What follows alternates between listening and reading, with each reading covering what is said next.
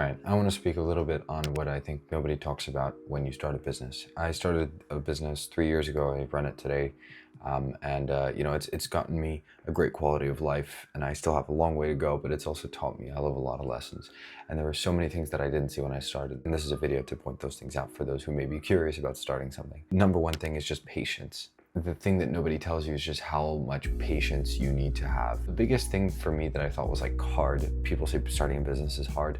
The hard part is not the work, it's the uncertainty. It's the uncertainty that things will not work and that you do not know when things will work. And you will need to be patient because you have zero idea. You have to work without reward oftentimes. You are uncertain about the size of the reward when that reward comes. You have no idea if it's gonna be big, if it's gonna be small. Like, you're working, you're gonna find lead. You don't know when you get your next client.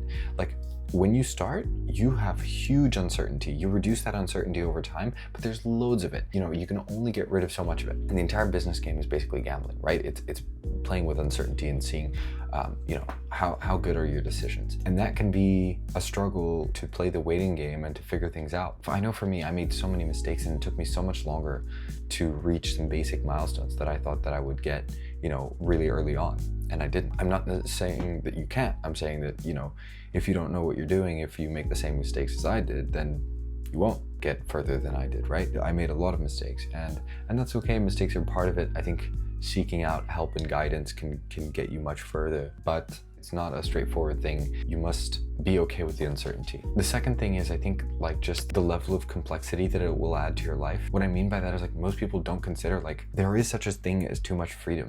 Nobody tells you what to do unless you have some kind of some kind of mentor or something that's going to stick with you through several years. There's no rule book or guidebook on what you should and shouldn't do. There's this general advice, but there's millions of people giving general advice, and it's just really confusing all the fucking time. And especially if you introduce this, you want location freedom and you want to work remote.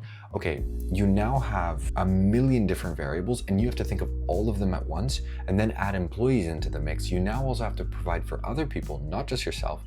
It's a level of complexity that you add to your life, which is a lot of responsibility, a lot of uncertainty, a lot of just decisions that you have to deal with. It really teaches you how much defaults are worth and how much simplicity is worth, because your life becomes extraordinarily complicated and you really start to value simplicity. At least I have really found that and experienced that in the last year or so.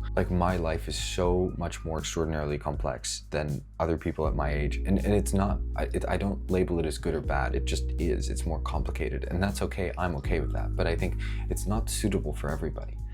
I know people in my life who I think would really despise the kind of life that I have, just because it comes with a lot of worries. There's a lot of things you have to think about. You want to spend money on this thing, but you could spend it on that thing, and how does it play out in a few months? There's a lot of shit to think about, a lot more than just you have a business and money comes in and you spend it and you're happy and you have a bunch of freedom. It's no, you need to think about doing your books at the end of the year. You need to think about accountants and okay, how about your employees? How are you going to manage cash flow? There's a lot of moving pieces and moving parts. The thing that everybody hates about we got to deal with this shit at the bank and whatever, just 10x the amount of complexity you have in your life of just being a human and needing to do things. That's basically what it's like to have a business, right? You increase the complexity in the number of variables. People who want to start a business just for the sake of starting a business, I don't think it's necessarily worth it. I think you can try, see if you like it, but when you're a little while in, when things start to actually work out, that's when the complexity actually increases. I'd say substantially so. The only third thing I would add that I think nobody really talks about, it's patience, it's the complexity, and the other thing I would say is it's a very lonely path. The loneliness, I guess, it sounds a little bit cliche, but it's true. It's man, I'm good with my life. I like it. I'm fine, but I don't have a great social life, and that comes with the whole thing of okay. Well, for starters, I skipped on university. I went straight into the business, and that's fine, but I get no default social life. I just moved to a new city as well, so I have to build a social life from scratch. You don't get any coworkers at all. Actually, you start out working all the time alone, not knowing when you get money, and with pretty much nobody around you. You know, there are people who still keep jobs while they do their business, but as soon as you go full-time on the business, like you have very little company.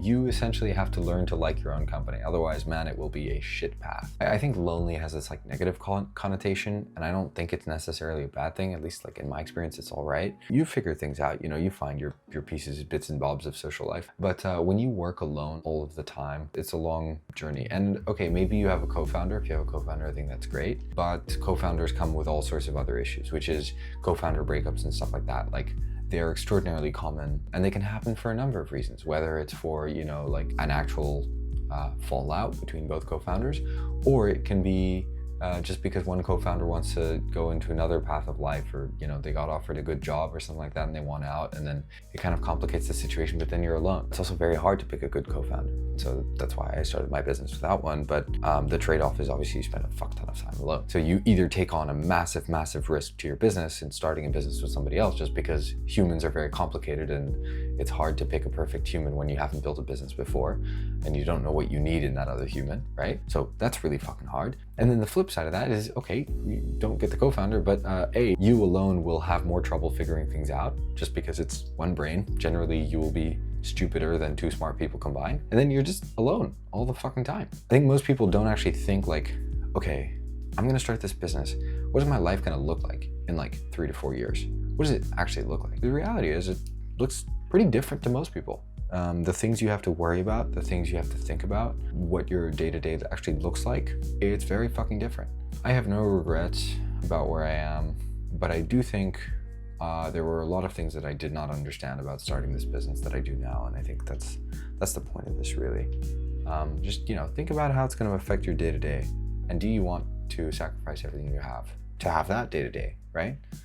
If the answer is yes, then fucking go for it. If the answer is maybe, then, you know, give it a try, see how you like it. But yeah, patience, uncertainty, complexity, and loneliness. These things people do not tell you about because they're not so glamorous. But I think if you're somebody who has the right type of appetite for it, I think I really have an appetite for risk and an appetite for responsibility. I enjoy both of those things in high doses in my life. Out of that, I really, really enjoy and I love what I do. Like, I wouldn't trade it for the fucking world. I am more than extraordinarily happy where I am, but for those considering that, these are some reflections that I hope are useful. I record every day. If you enjoyed, do subscribe, do comment if you have any other questions.